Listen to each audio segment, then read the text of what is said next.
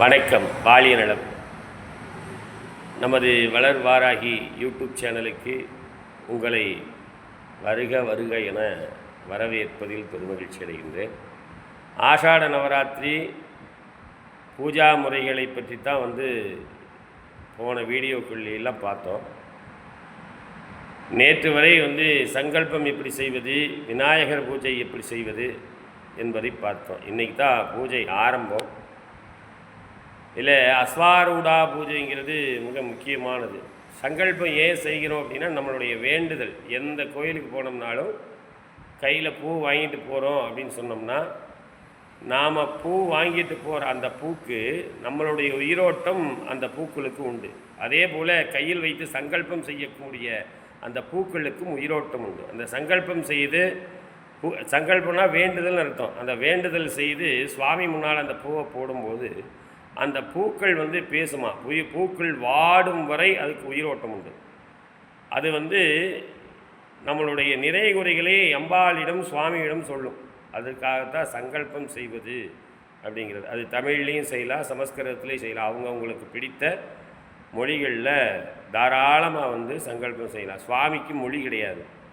அதே போல் அடுத்ததாக விநாயகர் பூஜையை எப்படி செய்வது? மிக எளிமையாக விநாயகர் பூஜை, இந்த பூஜைன்னு இல்லை, ஆஷாட நவராத்திரின்னு இல்லை, எந்த பூஜையாக இருந்தாலும் முதலில் மகாகணபதியினுடைய பூஜையை மிக எளிமையாக செய்துவிட்டு அடுத்த கட்டத்துக்கு போகலாம். அதில் அஸ்வாரூடா, அதாவது வாராகி அம்பியை தொழுவதற்கு முதலில் விநாயகர் பூஜையை செய்துட்டு அதன் பிறகு அஸ்வாரூடாம்பிகை வழிபாடு செய்துட்டு தான் நம்ம அப்படி வழிபாடு செய்தால் தான் வாராகி அம்பியினுடைய கேட் திறக்கும், அந்த அம்மாவனுடைய அருட்பார்வை நமக்கு கிடைக்கும். அப்படிங்கிறது தான் முக்கியம். இதில் எதுவுமே தெரியல, நான் செய்கிறேன், ஏன் எனக்கு கிடைக்காதா அப்படின்னு சொன்னோம்னா அது ஒன்றும் பிரச்சனையே இல்லை. அம்பாளுக்கு அதாவது உண்மையாக குழந்தை மனதோடு பக்தியோடு முழு மனத்தோடு வழிபட்டால் எந்த சுவாமியாக இருந்தாலும் மனம் இறங்கி வரும். அதில் எந்த விதமான சந்தேகமும் கிடையாது. இருந்தாலும் ஒரு முறைப்படுத்துதல் அப்படிங்கிறது இருக்குது இல்லைங்களா, அதுக்காகத்தான் விநாயகர் பூஜை, அதே போல் அஸ்வாரூடா பூஜை, வாராகி பூஜைக்கு உள்ளே நுழையும் பொழுது. இப்போ நம்ம சாதாரணமாக ரொம்ப கடினமாக இருக்கக்கூடிய மந்திர ஜபதபங்களை நம்ம செய்ய முடியாது. அப்படிங்கிறதுனால வாராகி, அதாவது வாராகி பூஜைக்கு போகிறதுக்கு முன்னால் அஸ்வாரூடாம்பிகை பூஜையை திருவிளக்கில், அதாவது அதுக்குன்னு ஒரு விளக்கில் ஆவாகனம் பண்ணணும். விளக்கு சும்மா வெறும் நிலத்தில் வைக்கக்கூடாது. மண் விளக்காக இருந்தாலும் தட்டு வச்சு அரிசி, அதில் பச்சரிசியை வச்சு அது மேலே தான் விளக்கு வச்சு தீபம் ஏற்றணும். அதில் ஆவாகனம் பண்ணுறது அப்படின்னா சும்மா சாதாரண மந்திரம், அதாவது அஸ்வாரூடாம்பிகை நமக்கு மந்திரம் தெரியல, வெறும் காயத்ரி, வாராகியினுடைய காயத்ரி மந்திரம் மட்டும்தான் இருக்குது அப்படின்னு சொன்னோம்னா, ஓம் ஐஷத்பஜாய வித்மஹே தண்டகத்தாய தீமஹி தன்னோ வாராகி பிரஜோதயாத் மகாவாராகி அம்பிகே ஸ்வரூபேணி ஸ்ரீ மகாவாராகி அஸ்வாரூடாம்பிகே ஸ்வரூபேணி தீபஜோதி ஸ்வரூபேணி ஜாயாமி ஆவாகயாமி அப்படின்னு சொல்லிட்டு பூவை போட்டலாம். ஆம் கிரீம் குரோம் ஏகி ஏகி பரமேஸ்வரி ஸ்வாஹா அப்படின்னு சொல்லிட்டு அஸ்வாரூடாம்பா மந்திரம், அக்ஷர மந்திரம், தியான மந்திரம் அப்படிங்கிறத முன்னிறுத்தி இதுக்கு பூ போட்டு அதன் பிறகு 12 திருநாமங்கள் உள்ள வாராகி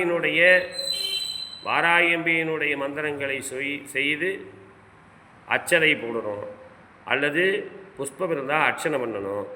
ஓம் ஐம் க்ளம் பஞ்சம்யை நமாவும் தண்டநாதாய் நமாவும் சங்கேதாய் நமாவும் சமயேஸ்வரியை நமாவும் சமயசங்கேதாய் நமாவும் போத்ரிணி நமாவும் சிவாய் நமாவும் வாத்தாள்யை நமாவும் மகாசேனாய் நமாவும் ஆகிசக்கேஸ்வரியை நமாவும் அரிஜ்ஞை நமாவும். ஓம் ஸ்ரீ மகாவாராகி அஸ்வாரூடாம்பிகே ஸ்வரூபிணி தேவி அம்பிகே தேவதாப்யோம் நமோ நமக நானாவித பத்திர பரிமள புஷ்பாஞ்சலிம் சமர்ப்பயாமி அப்படின்ட்டு புஷ்பத்தை போட்டுட்டு, அதுபோக விளக்குக்கு தூபதீபம் காமிக்கணும்.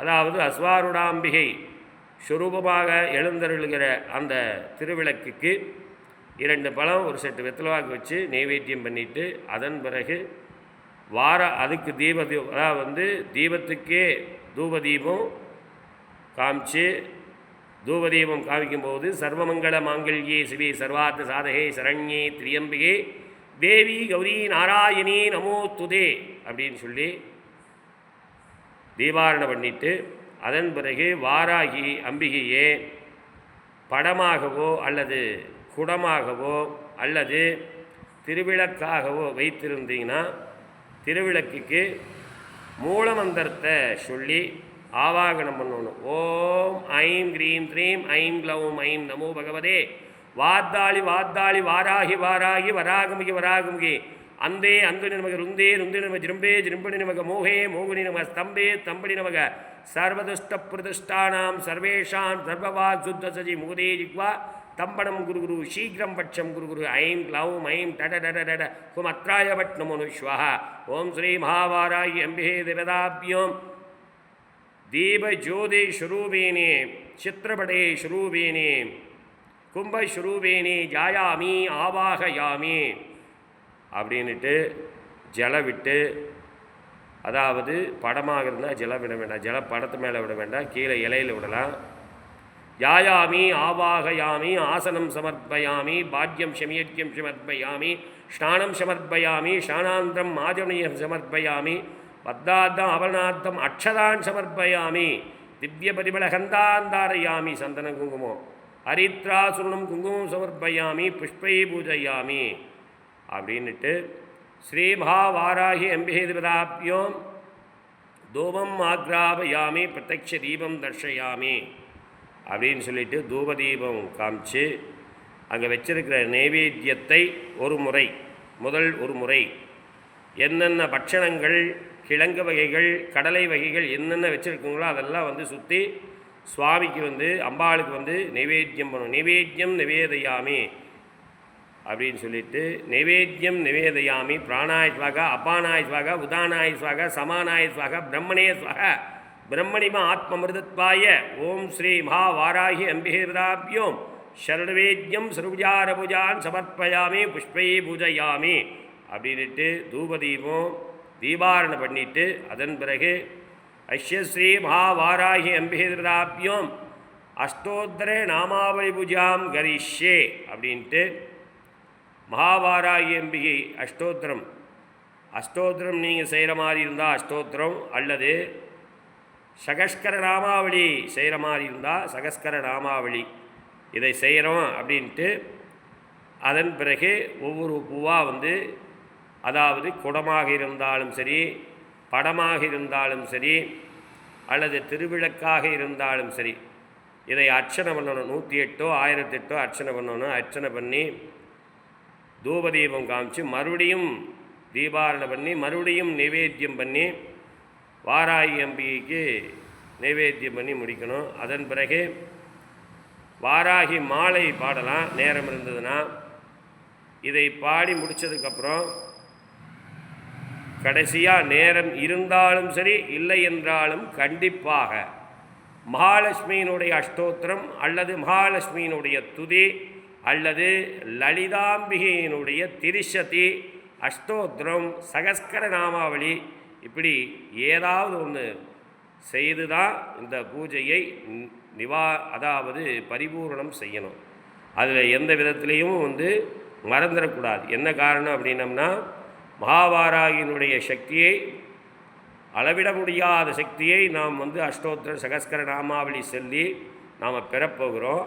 அந்த சக்தியை பெறுவதற்கு நமக்கு முழுமையாக சக்தி, அதாவது ரொம்ப உக்ரமான சக்தியை நம்ம பெறப்போகிறோம் அப்படின்னு சொன்னோம்னா அதனுடைய மகாலட்சுமியினுடைய அதாவது சாந்தமான சக்தியும் நமக்கு தேவை. அதில் லலிதாம்பிகை அல்லது கமலாத்மிகா அல்லது மகாலட்சுமி, கமலாத்மிகா மகாலட்சுமி எல்லாம் ஒன்று தான். இதையை செய்துட்டு தான் வந்து பரிபூர்ணம் பண்ணி கடைசியாக சர்வமங்கள மாங்கல்யே சிவே சர்வார்த்த சாதகே சரண்யே திரியம்பிகே தேவி கௌரி நாராயணி நமோத்துதே. அதாவது வாராகி அம்பிகையை அஷ்டோத்திரமோ அல்லது சகஸ்கரநாமோ எதை செய்தாலும் செய்துவிட்டு அதே விளக்கில் அதே படத்தில் அதே குடத்தில் மகாலட்சுமியாக உருமாற்றி தீபாரணை பண்ணி நமஸ்காரம் பண்ணுறது, இந்த பூஜையை பூர்ணாகதி பண்ணுறது தான் விசேஷம்.